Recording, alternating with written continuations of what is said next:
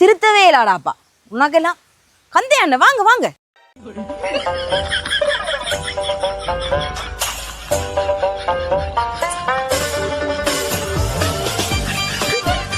இருங்க எங்க இஞ்சால் பக்கம் நான் உங்களை பார்க்கவில்லை இஞ்சால. கந்தையா அண்ணன் இவன் தம்பி படிக்கிறானும் இல்ல, அவர் ஆமாசம் படிக்கிறது இல்ல. உண்டு இந்த காலத்து பிள்ளைகள் இப்படித்தான். அதுஞ்சே இவன் படிக்கிறான் இல்ல, யார் சொன்னாலும் கேட்கிறான் இல்ல. நான் சொன்னா இது வயசு கூடி நாக்கள் சொன்னா தான் கேட்பானு. இவனுக்கு கொஞ்சம் அறிவுரை சொல்லுங்க கந்தையா அண்ணன். தம்பி நீங்க படிக்கணும். சரியா போங்க, நான் உங்களை தேர்தல் 101 வரேன். நீங்க சரியா? நீ வருங்காலத்து பிள்ளை நல்லா படிச்சு நல்லா இல்லாட்டான் ஒரு வேலைக்கு தொழிலுக்கு போகலாம். நீ இப்படி இருந்தா என்ன செய்ய போற? ஒன்றும் செய்யலாது. நல்லா படிக்கணும், நல்லா இருக்கணும், ஒரு இதுக்கு வேறு வேலைக்கு போகணும், தொழிலுக்கு போகணும். இப்படி இருந்தால் என்ன செய்ய போகிற? ஒன்றும் செய்ய வழியில்லை. பிள்ளைக்கு படித்து இல்லை நல்லா இருந்து நல்லா இருக்கணும். நீ சரி சொல்லுவேன். படிப்பு எப்போ படிக்கிறது? படிக்கின்ற காலத்தில் நீ தான் சின்ன சின்ன பிள்ளையாரு பெரிய பிள்ளையாகி நான் படிச்சுக்கிட்டு ஒரு உத்தியோகத்துக்கோ ஒரு வேலைக்கு எல்லாம் போகலாம். இப்படியே திரிஞ்சா என்ன செய்ய போகிற? படிக்கலாம் இன்னும் காலங்களுக்கு.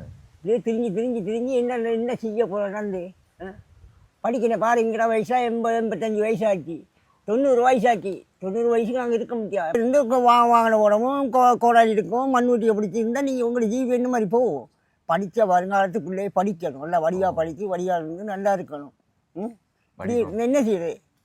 படிப்போம் எத்தனை வருஷம் படிக்க போகிறீங்க? எப்போ படிக்கலாமாப்பா? படிக்கலாம் படிப்போம். எப்போ படிக்க போகிறீங்க? தம்பி நீ படித்தாதான் தம்பி வருங்காலத்துக்கு நல்லா இருப்ப. இப்படி இருந்தால் ஒன்றும் செய்யலாம் தம்பி. நிறைய காலம் வாழலாம். இருந்து படித்தா நிறைய காலம் வாழலாம். இப்போ நாங்களாம் பாரு, இன்னைக்கு 80 வயசு 90 வயசாச்சு. நீங்கள் எத்தனை பண்ண? நான் படித்த காலமாக சரி எல்லாம் முடிஞ்சிச்சு. படித்த 2 கேட்டோன்னா நைஸாக கதையை வளர்ப்புறேன் பாரு. நான் அப்படி இல்லையே, நான் கதையை பெருட்ட மாட்டேங்க. என்ன தம்பி ஒரு தேவையெல்லாம் இப்படி கிடக்கு. நீ நல்லா படிக்கக்கூடிய உள்ள நீ இப்படியெல்லாம் இருந்து என்ன செய்ய போகிற? நீ படிக்க ஒரு தேவையெல்லாம் அந்த மாதிரி இங்களாக்கு இது இந்த தேவை. இங்கே நீங்கள் படிக்கிற பிள்ளை தானே.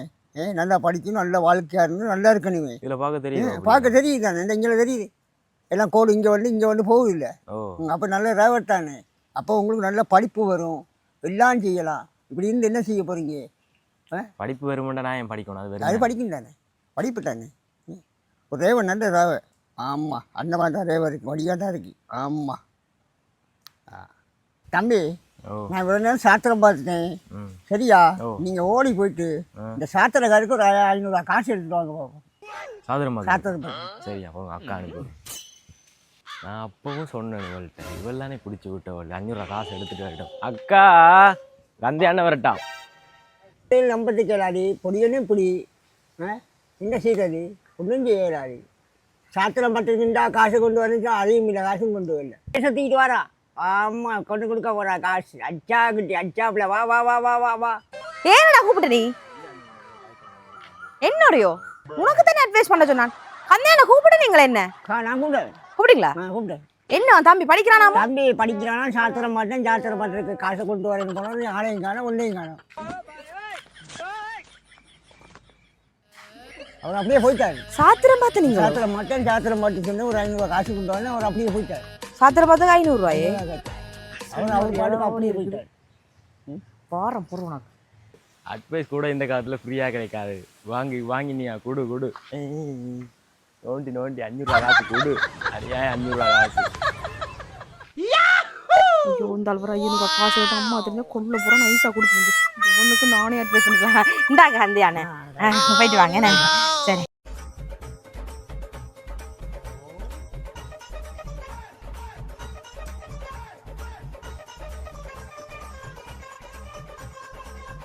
உங்களுக்கு சாத்திரம் பார்க்கணும். ஒரு 500 காசு கொண்டாங்க. கொண்டு வாங்க.